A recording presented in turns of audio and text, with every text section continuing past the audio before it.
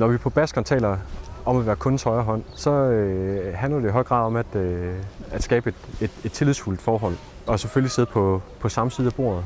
Den tillid har gjort Baskeren til overordnet rådgiver og højre hånd for Boligforeningen Aarhus Omegn i processen frem mod en gennemgribende renovering af foreningens Rosenhøj-afdeling. Her for Aarhus Omegn og med Rosenhøj-projektet, der har vi i høj grad siddet på samme side af bordet og har i fællesskab løst både man kan sige, den overordnede opgave, men også alle de her mindre ad hoc-opgaver, der kom hen ad vejen.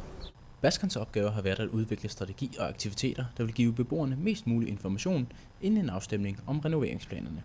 Det har betydet tæt involvering og løbende tilpasning af processen.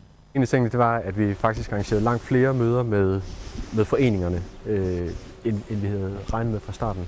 Det blev ret hurtigt tydeligt, at det var den helt rigtige måde at få fat i helt særlige befolkningsgrupper på. Processen resulterede i et sikkert ja til helhedsplanen med 92% af stemmerne og en meget tilfredsstillende valgdeltagelse på over 40%. Succesen kan tilskrives det tætte samarbejde og den fælles forståelse for opgaven. Aarhus Omegn fra starten har erkendt, okay, det er en stor opgave. Det er et meget kompleks proces, en kompleks problemstilling.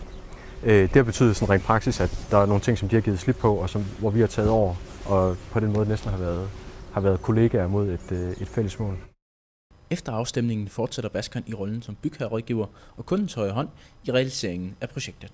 For Aarhus Omegn, der betyder det, at de kan bruge samme rådgiver fra start til slut i projektet. Og den tillid, vi opbygger allerede tidligt i projektet, hvor man opbygger en fælles forståelse for projektet, den kommer til at gå igen til, at projektet er færdigt realiseret.